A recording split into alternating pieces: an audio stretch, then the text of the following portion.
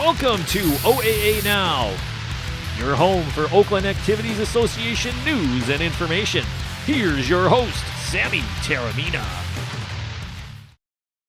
Welcome to OAA Now. I'm Sammy Taramina, blogger of the Dragon's Den, blogger of Inside the OAA, and one of the hosts of Between Terminas on Orion Neighborhood Television. I'd like to welcome my friends from Oxford Community Television watching us, and also those watching on YouTube. Very interesting week through the OAA.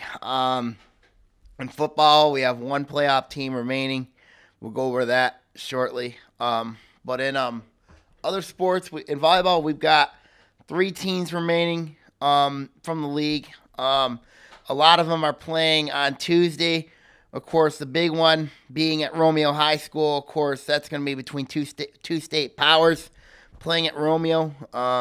We'll go over that matchup along with the other games between Troy Athens and Sterling Heights Stevenson, and also Bloomfield Hills playing Grosse Pointe North. So that'll be very interesting in volleyball. So let's go with the let's look at what's going on throughout the OA. Let's recap what happened last week in football. Of course, what happened was there were two games in the OA that involved the OA teams. One team remains, but it's not the one you think it is. Let's recap each of the games. Let's go first to Walled Lake Western, of course. That's where Groves played, and they played Walled Lake Western. It ended up being a interesting game with the Warriors prevailing over the Falcons 34-21. Of course, my colleague Sean Cotter was at that game and gave me a nice description of what happened in that game. He said to me that Walled Lake Western was bigger, stronger in size, which I wasn't surprised about that. Grove's pretty small team. But he said to me, they contained the running game. They shut down Cedric Boswell. Of course, he's going to Iowa next year, and Ernest Allen. They shut the running game down. But Groves was in that game through and through. And, they had a bad call that ended up going against them for a touchdown, and that's what cost them that game. But Groves, I thought, matched them up pretty well, and they battled them. And you got to give Groves a lot of credit for what they did, for competing and battling a good Walled Lake Western team. And now, but they did suffer their first loss of the season, eventually ending their season at 10-1. And now Walled Lake Western will move on to play Midland Dow in the Division II regional final, which of course is being held at Walled Lake. So, but for Groves, this has been a good season for them. They played very well. They played, they had an undefeated season. It wouldn't surprise me to go to the white next year. For the Falcons, they do lose a lot of talent, but they do return some. Their quarterback will be back. He'll be a senior.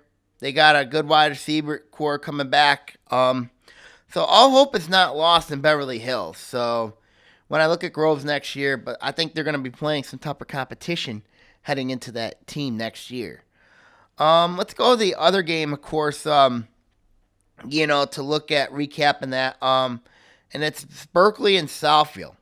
Now, a lot of people in the media projected Southfield to win this game because they played in a tougher conference. They played in a tougher league. That they have a lot of motivation going. Of course, this is their last year as one Southfield High School before they merged with Lathrop. And you know what happened there?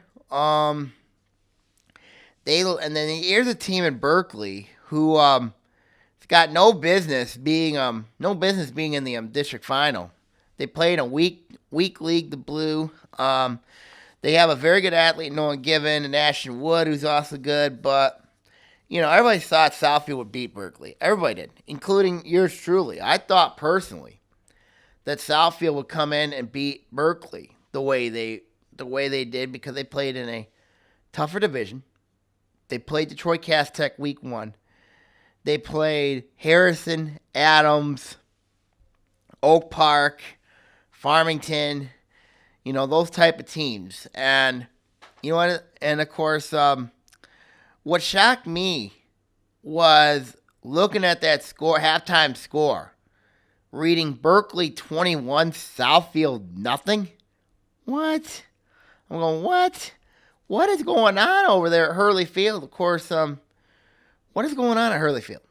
What is going on? It just baffles me to see a Southfield, a team that has a lot of speed, a lot of talent, a lot of athleticism. Now, given its young talent and young athleticism, but they've had a well-experienced coaching staff, and of course led by Matt Falcon, their running back. Of course, but then again, they lost him week 1.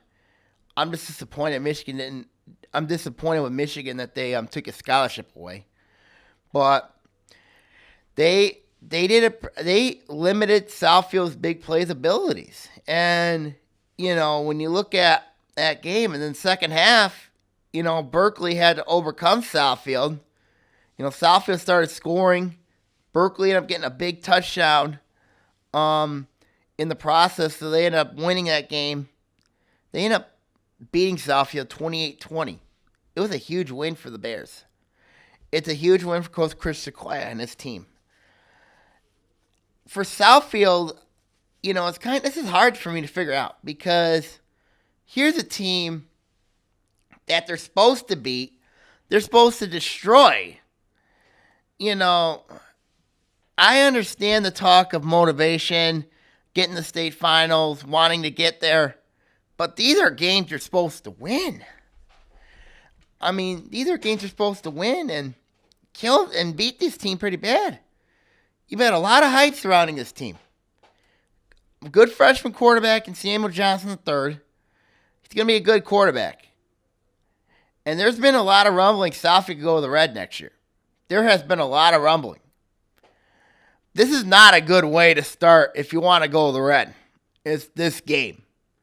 Because you've proven, you're merging next year with Lathrop. You don't know how much talent Lathrop's bringing. They got a good quarterback coming in there. So it's going to be an interesting quarterback battle. And we don't know who the staff's going to be over there.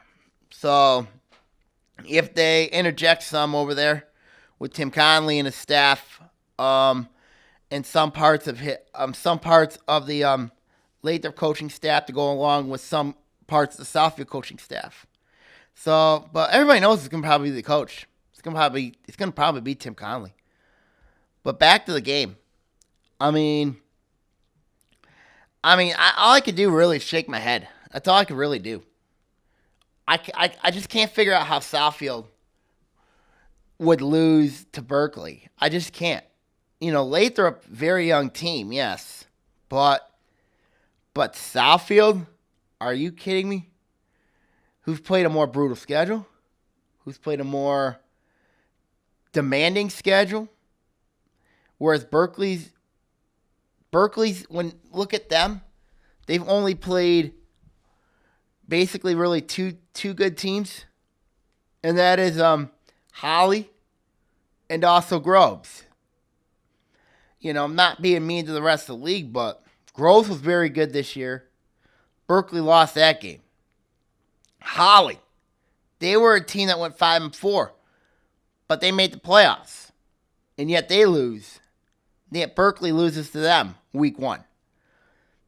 So when you look at the Bears' playoff run, it has been nearly highly remarkable that they would go and beat Lathrop.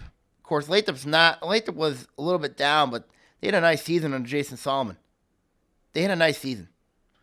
But to go and beat Southfield, a team that has no business, a team like Berkeley has no business, they are shocking a lot of people with the way they are playing. And to me, that's absolutely incredible. Nolan Given is playing like a man-child, which is something the Bears need. Ashton Wood is playing like a man-child as well at linebacker. They finally found a quarterback, and they have a running back That's pretty good for Berkeley.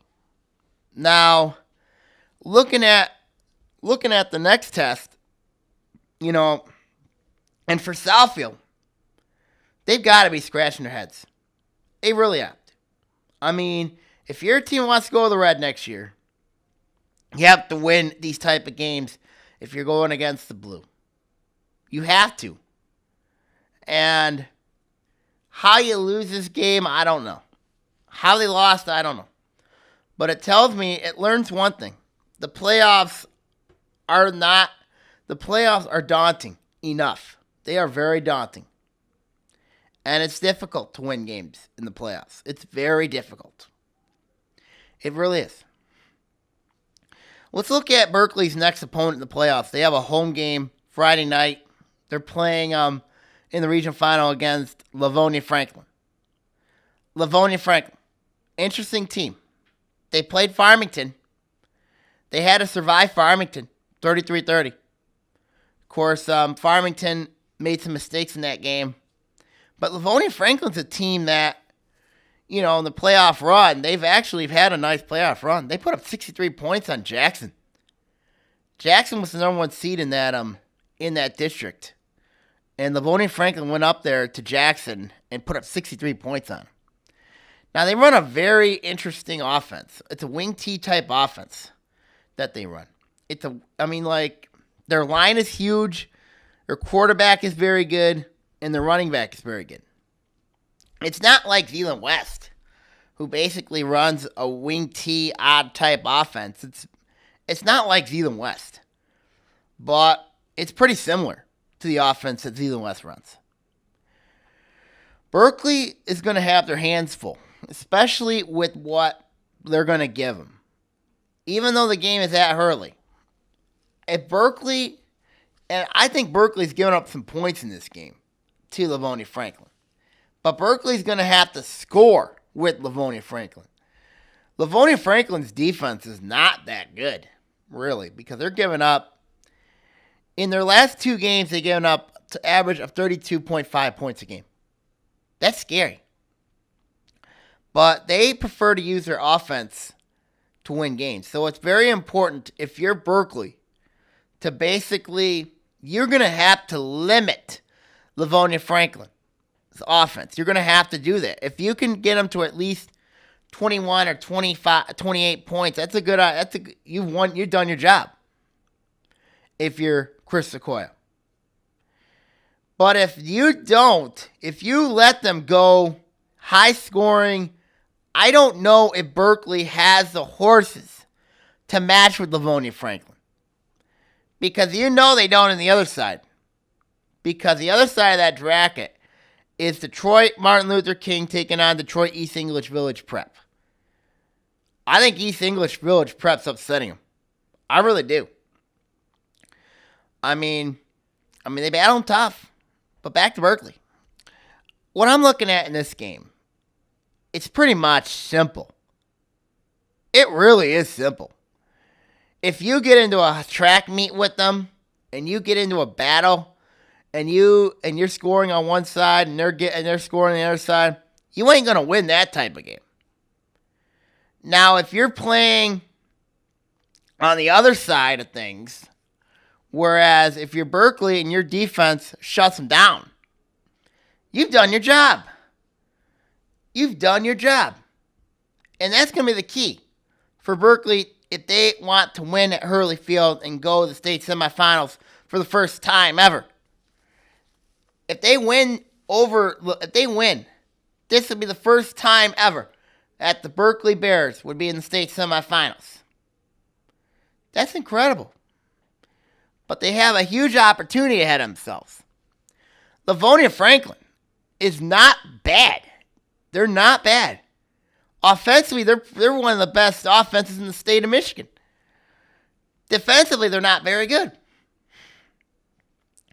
For Berkeley to win this game, Ashton Wood's got to have a huge game. Nolan Gibbons got to have a huge game. If those two have huge games, I think Berkeley's got a great shot winning. I've gotten the early line on this game, and it favors Livonia Franklin by 3. I look at that game and I said, the OAA is a lot different than the KLA.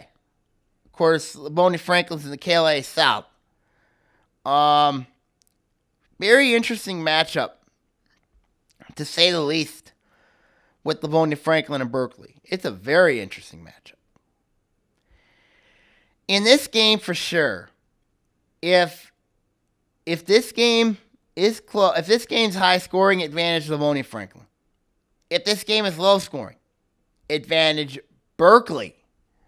Because if this is a low scoring affair, I think Berkeley's got a great shot at winning this game. Because if you shut down basically the quarterback and the running back, now their quarterback and the running back over at Livonia Franklin, they're high athletes. They're good athletes.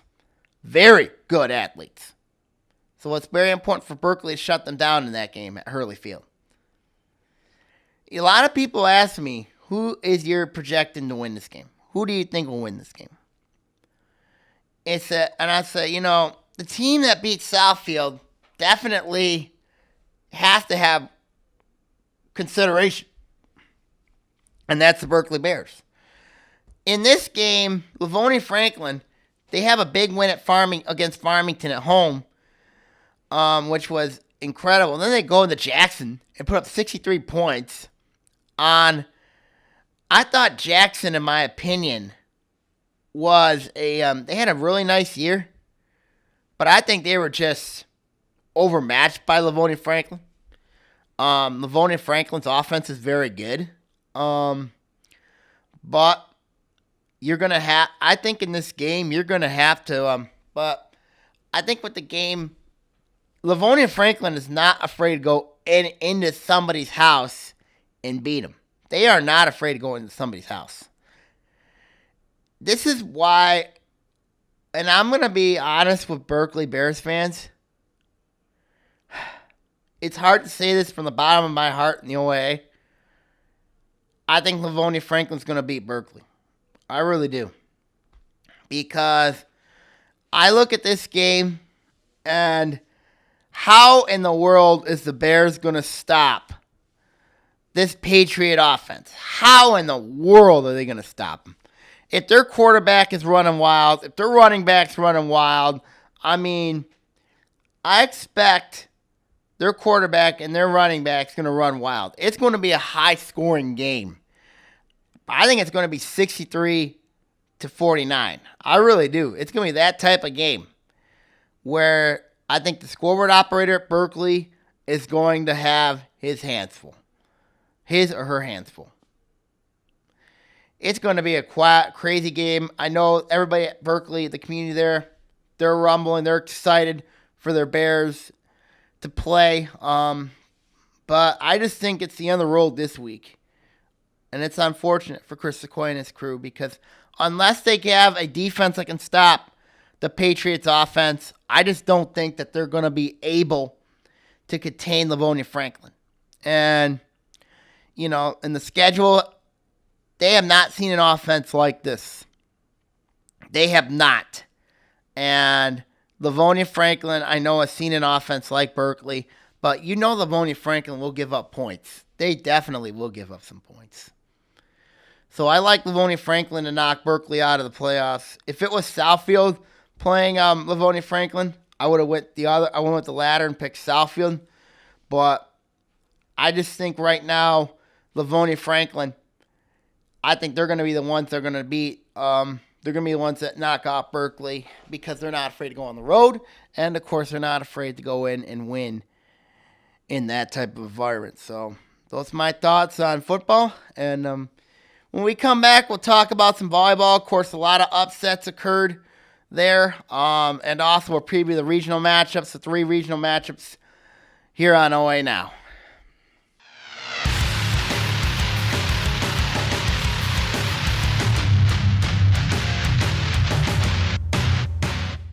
Hello, Lake Orion. It's Anthony Taramina, co-host of Between Taraminas. I want to let you know of a new show called History Now. In it, we're going to talk about global, national, and political events that occur in our lifetime. We're going to also have guests and also have co-hosts as well, and also plenty of surprises. Catch us on History Now here on ONTV.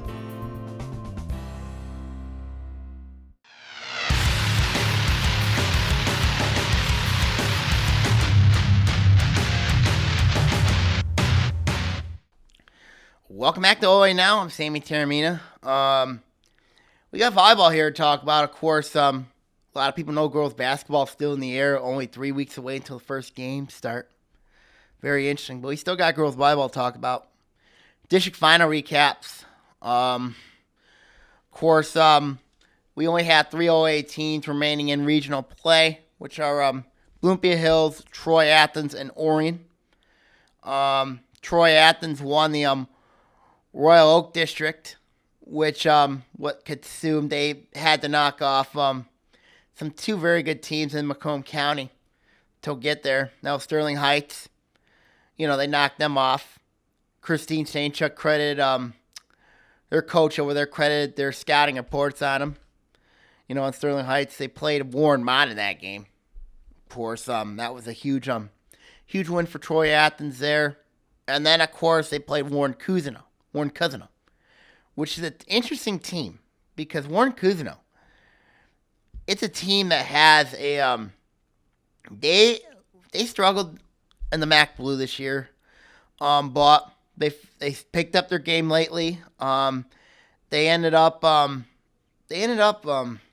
losing that game to Troy Athens. Troy Athens, I had a feeling I knew they were gonna be the team that wins that district, and it came no surprise to me that I said Troy Athens my dark horse. I said Sterling Heights would have won the district, but I said Troy Athens my dark horse for a reason because this was a team that was motivated, that had a lot of heart. They played a murder's row of a schedule in the white division when you're playing against teams like Harrison, West Bloomfield, which they had a heck of a game there until and Harrison won that in 4, but then they lost to Mercy in the final. So Mercy's there in that region. But back to Athens. Athens played Troy tough.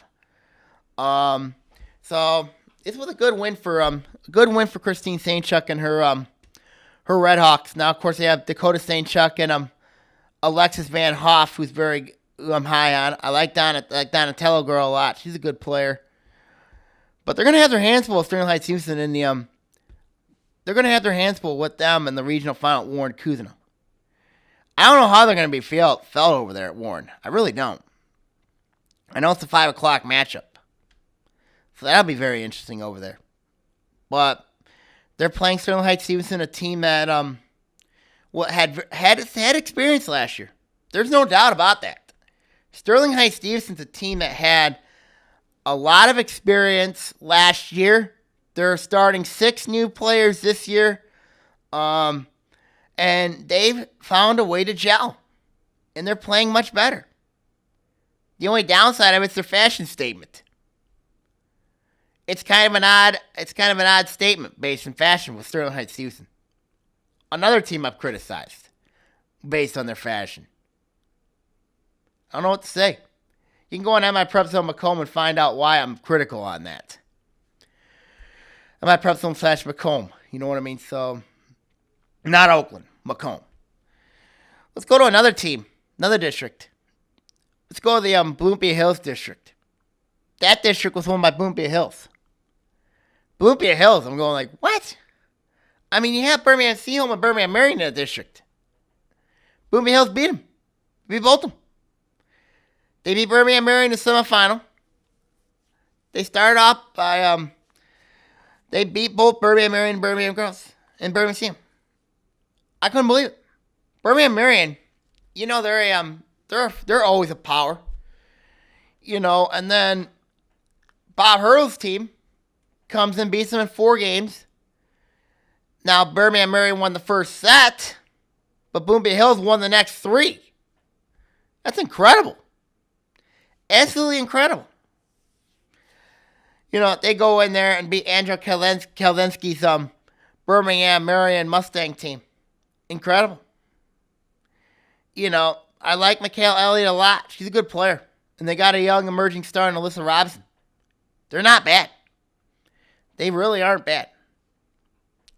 But the biggest shocker for me with Bloomfield Hills is for them to go and take on Birmingham Seaholm, a team that was ranked 7th in the state, has probably the most daunting front line in the state of Michigan in senior experience and beat them in 4 games where they've had a lot of experience, whereas they played before in the red, but not like this.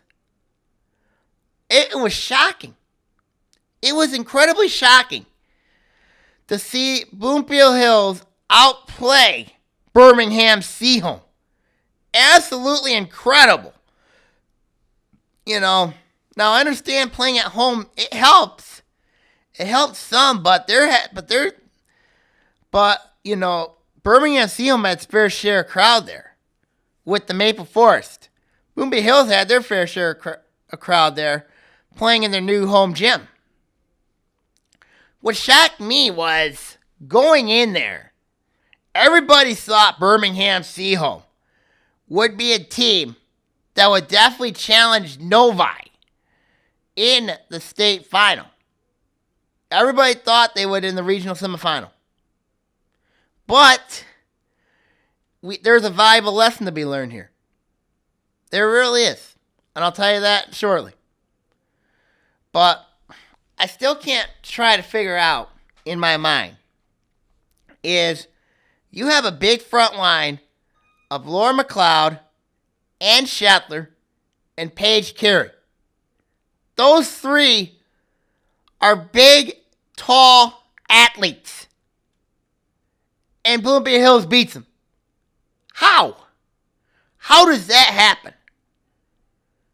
How does that happen? I mean, and I heard over there Heather Lippert was very upset. And she has a right to be upset. I heard that Bloomfield Hills, Birmingham Seahome, was taking teams lightly. You don't take teams lightly in this tournament. No, you don't. And I guess that's what happened to Birmingham Seahome. And Bloomfield Hills had to play one of their best emotional games in the entire state to go and beat Seahome. They had them down 2-0. Seahome had to survive and win the 3rd set. And the 4th set was 25-19, Bloomfield Hills. I don't know what happened. I don't know if Seahome got what they deserved. I really don't know. When you take a team lightly, when you've beaten that team a lot, the other team always finds a way to make adjustments. And that's what happened here.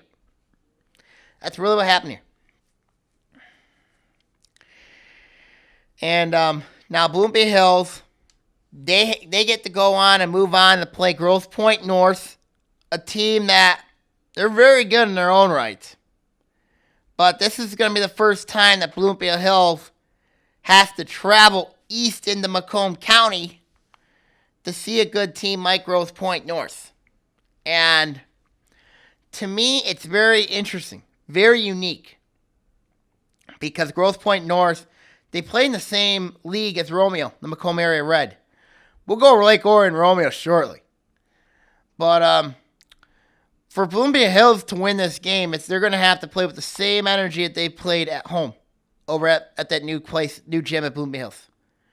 If they do that, at Warren Cousino, I think they're going to be just fine. And it's a very interesting dynamic. Because I think the winner of that regional is going to have a very nice run. They really much will. And then let's finish it off with District 31. Of course, that was at Waterford Kettering, where Lake Orion won that district. The Dragons beat Clarkston 3 games. That was incredible. That was a heck of a win for the Dragons to beat Clarkston like that.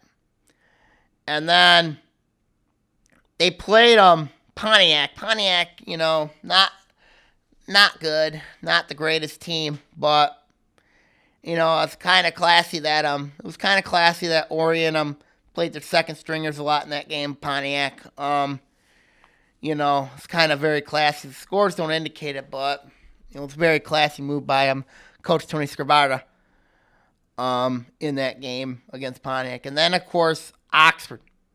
Oxford played well in that game in the district final.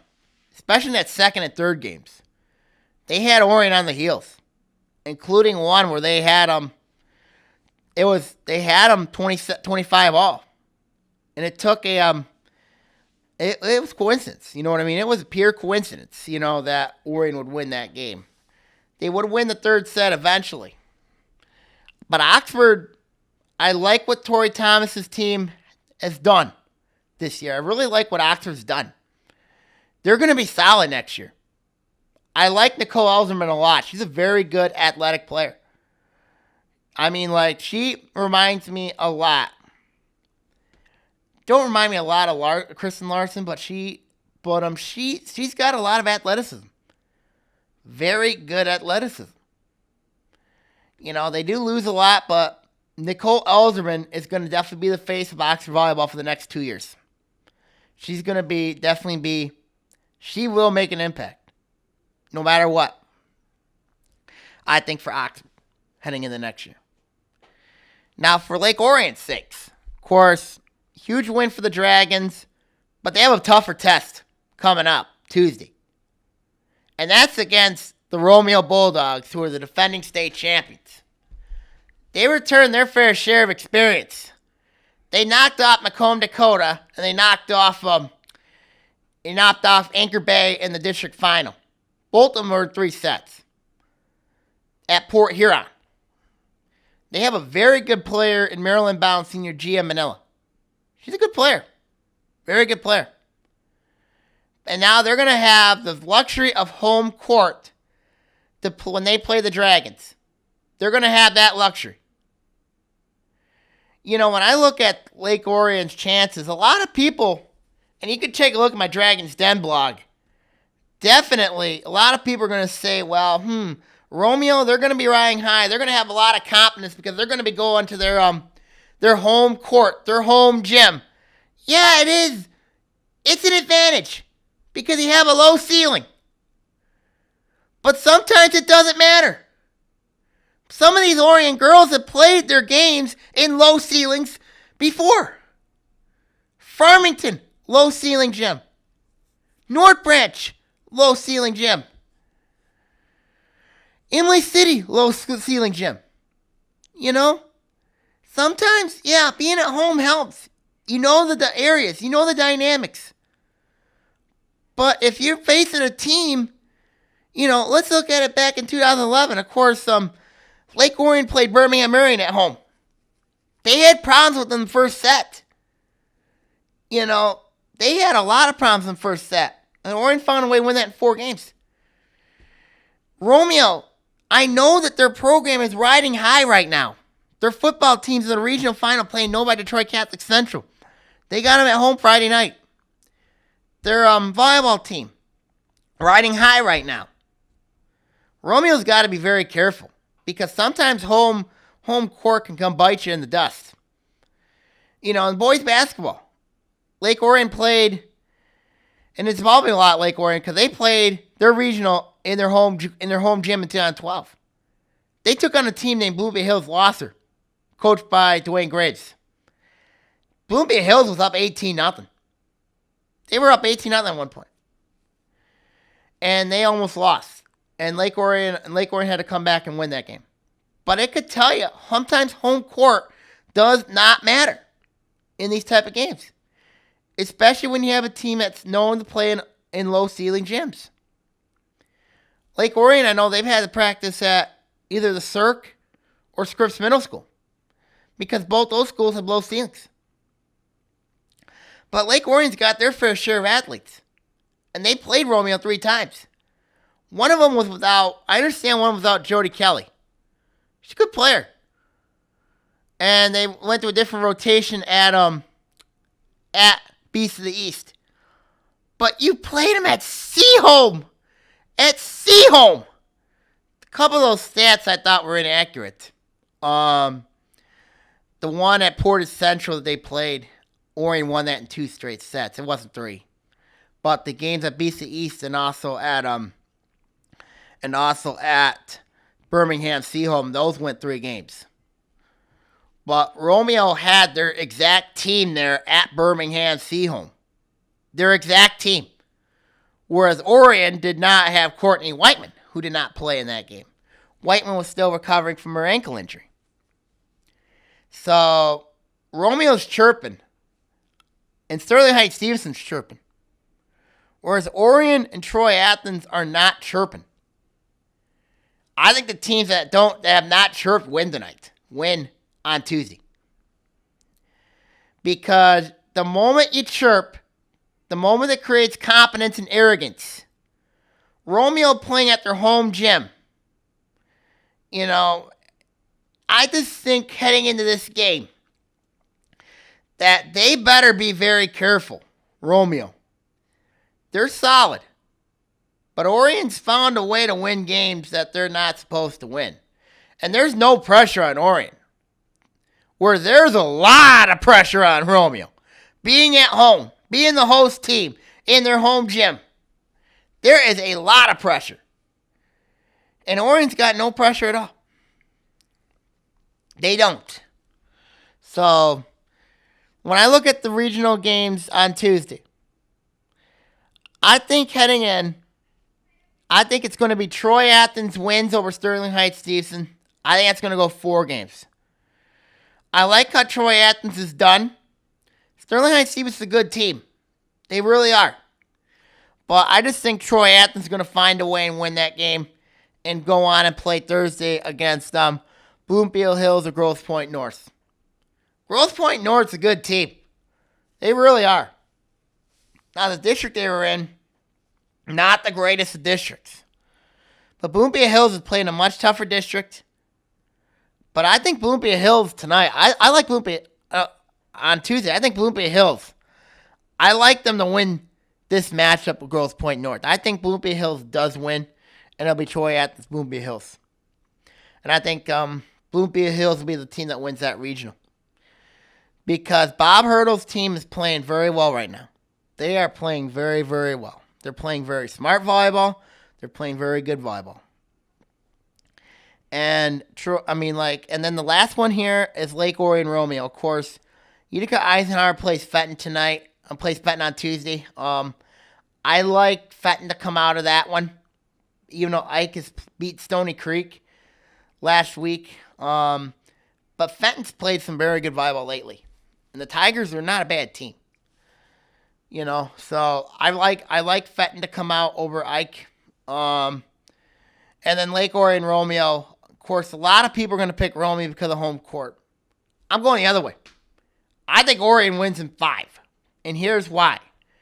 Because the Dragons, I think, are going to get up for this game. I really do. The key is mistakes. If they limit their mistakes, Orion wins this game. If they let the dog pound, which is the Romeo student section, in this game, it's going to be a long night for the Dragons. Romeo's riding on an emotional high right now. They got Orion at home. They're going to use their home court to their advantage. There is a good thing you have in home court. You know the surroundings. You know how to play that type of game. But, when you look at the game, especially on a low ceiling type of atmosphere, Lake Orion's practiced at Cirque and Scripps. They've used both gyms. Both of them are low ceiling gyms. I just think it's going to come down to is who adjusts to the low ceiling. If Lake Orion adjusts to the low ceiling of Romeo High School, then takes away the home court advantage. It really does. Then it becomes a straight-up game. And I think that straight-up game, if Orion's on their game, favors the Dragons. But Romeo's a very good team. They're the reason why they're defending state champions. And that's Gia Manila. Orion has Courtney Whiteman. So this is going to be a heck of a game in that small gym. It's going to be an actual road game. Lake Orion's had experience playing tough teams on the road. Birmingham Seaholm. I hope they learned something from that game. Because I hope they've learned something. But I think Orion wins tonight at Romeo in 5 games. It's going to be a hell of a game. Be a hell of a matchup. We'll see what happens. Right now, when we come back, we're going to talk about league alignment stuff. Of course, it's looking more and more that the OA might have to expand here on Oaa Now.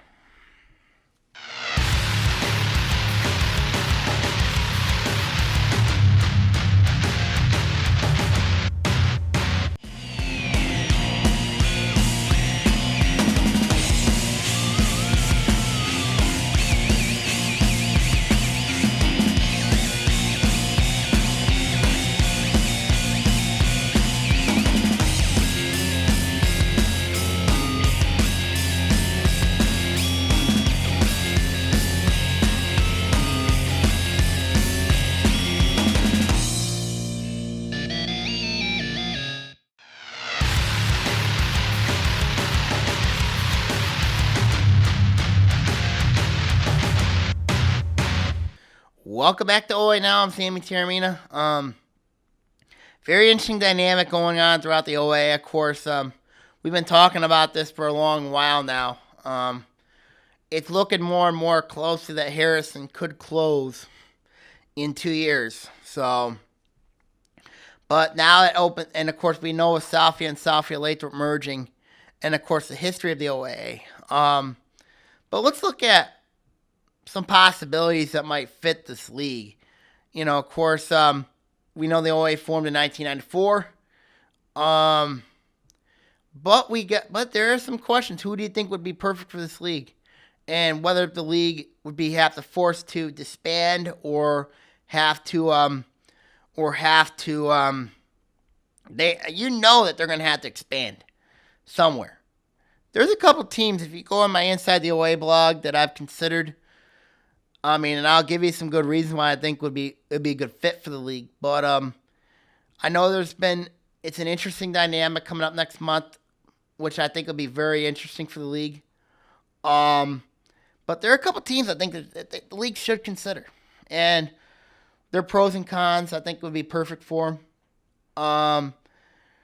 There's a couple schools. You know, I think if it was me personally, I would think the OAA model, the MAC model, would be absolutely perfect for the OA, because the MAC has some teams outside of Oakland County. They have some teams outside of Wayne County. They have some teams in St. Clair County. And that general area, you know, also around Macomb County, you know, it kind of benefits the MAC, you know. So I think that's what's going to happen the next few years. I think it's what's going to happen. Teams I would seriously consider joining the league, and I've been a huge supporter of this. The first team I look at definitely is the Lapeer Lightning. Why I ask Lapeer? Because here's a school that merged a couple of years ago when Lapeer West and Lapeer East merged to form Lapeer High School. And they were eventually kicked out of the Flint Metro League. And they're forced to join the Saginaw Valley Athletic Association. Now they have games where they're playing in Genesee County. They have to go up to Saginaw Arthur Hill, and also as far north as Mount Pleasant, which is up in Isabella County in mid-Michigan. Midland Dow are up there too. But why I asked Lapeer would be perfect is because, one, the geographic location within Oakland County. Now, I know the southern schools are going to be going like, hey, wait a minute, why do we have to travel all the way up there? And Lapeer will bring in some revenue. Lapeer will bring in revenue. There is no doubt about it. If, like, Lapeer's going down south, play Southfield, you know, they'll bring the whole town down. You know, if, like, a team like Rockford, if Rockford could bring a whole town to Clarkston, then why not bring in a team like Lapeer and bring them down to like a place like Southfield, or Southfield to go up to Lapeer and play them? It's revenue. It's about revenue. Lapeer would make perfect sense because they bring in a football presence, a girls basketball presence, softball presence. It makes sense, and they have rivalries with Oxford, Clarkston, and Orion. Perfect sense for the big schools. To bring in a team like Lapeer. I think it'll create rivalries with Stony Creek, Rochester, Adams, and also Troy. Troy Athens. I think it's perfect to bring a team like Lapeer into the conference. It's perfect. Makes a lot of sense to bring in a team like that. Another team to seriously consider bringing in the league is Davison. Now, why am I asking Davison? And it's because, one, I think the Cardinals, they've been wanting out of the league for a while now. They've been wanting... Davison's a team I think that would make, and they bring a media presence, which is huge. Football team, they're okay. Now, I think it would have rivalry with Clarkson. They would have a great rivalry. The only problem I have is their geographical standpoint. Unlike Lapeer, Davison's in Genesee County, in which if you want to bring in Davison, you're going to have to likely bring in Grand Blanc. Now, Grand Blanc's is in the Kensington Lakes Athletic Association. We don't know what they're standing on. We don't know. But the fact that both these two schools, Davison and Lapeer, applied, and they were turned down, I think I could see Davison's point being turned down, but I don't know why Lapeer. I really don't know why Lapeer. I really don't. And I think Lapeer makes a lot more sense to bring in than Davison. But it's possible they could bring both in. They could. But I think Lapeer makes a lot of sense in the OA. A couple other teams I think would be interesting to bring in the league. You bring in both Waterford schools, Waterford Kettering, Waterford Mott. I think those two schools, bring them back into the league, makes sense. When I look at Waterford Kettering and Waterford Mott in sports, there's no geographic, there's no realignment in the Kensington. You're basically playing the same schools. Like if you're Kettering and Mott, you're playing Walled Lake Central, Walled Lake Western, Walled Lake Northern, Lakeland. Why? You're playing, and it hinders you playing in girls basketball because the Walled Lake schools are not that good. Really aren't. Probably the best Walled Lake school, obviously, is Walled Lake Northern because they got Courtney Callahan there. Lakeland's okay in girls basketball. They're not the greatest in girls basketball. But in sports, you're playing those type of teams. And in boys basketball, the Walled Lakes are very good, especially Walled Lake Central this year. They're just going to tear everybody up. The lack of realignment is hurting Kettering and Mott sports-wise. It really is. And I can also say the same thing with Lakeland. Lakeland's another team I consider to join the league. Because if they were to join the league, they create balance. They'll create balance. I think those three teams, Waterford Kettering, Waterford Mott, Lakeland, make perfect sense. The Southern schools will have a problem with it. Lakeland have rivalry with Farmington Hills, Farmington schools. Maybe the Southfield schools. Another team I consider would be Milford. Of course, Milford is an interesting team. I think they would make perfect sense. They create rivalry with Farmington. And also they're in the middle part of Oakland County. I think Kettering, Mott, Lakeland, and also Milford make perfect sense. But also another team I think that makes sense to benefit a team like Avondale is Brandon. Why did I say Brandon? Because the Brandon Blackhawks, they're a Division III team. They're solid. They're okay. They're solid in football. Not the greatest in basketball. But they'll bring you something. They'll bring you competitive balance. I think they make the perfect sense. Brandon, it'd be nice for them to come back to the league where they had their jump start. They played very well in. They're balanced in it. If they join the OA, I think they would be a perfect blue team in football. They bring a lot of stability. But when you look at what's going on with realignment, I think it's time for the OA to seriously look at expanding their influence. Because if you want to be a mega conference, you have to expand your influence within not only the county geological, the Oakland County geological standpoint, but also in the state. And if you can do that, you're going to be fine. And if you bring your influence to Lapeer County, that's okay too. Bring in Lapeer, I think, would be absolutely perfect sense for the OA. It's perfect sense. Makes a lot of sense. My girls basketball preview coming up soon. Of course, girls basketball tryouts started today. Started on Monday. They're continuing it all this week. A lot of people are picking Southfield Lathrop to win the state title. I'm one of them. Unfortunately, I'm one of them. Because I think Southfield Lathrop's a very good girls basketball team. They're going to be very good. I don't know if anybody in the league this year is going to touch Southfield Lathrop. I really don't. They're very talented. Antoinette Miller, Deja Church, Keandra Bello, Taj Bello. What else?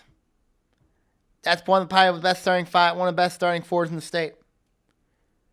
You know, they lost Kendall Terrell last year. They lose Kendall Terrell. Huge loss. But I don't know if anybody's touching Southfield Lathrop this year in their final season. You know, I'm curious to see what Southfield's nickname is going to be. Their team name. And what their new colors are going to be. If it was me, I would think blue and red would be perfect. Worked in Lapeer. Kind of surprised at Pontiac when they merged schools of Pontiac North and Pontiac Central. They went purple and gray, purple and black. Changed the name from the Pontiac North used to be the Huskies. Pontiac Central was the Chiefs, and then now you have the Pontiac Phoenix. Bloomfield Hills, Bloomfield Hills lost to Bloomfield Hills Andover. Of course, lost with the Knights.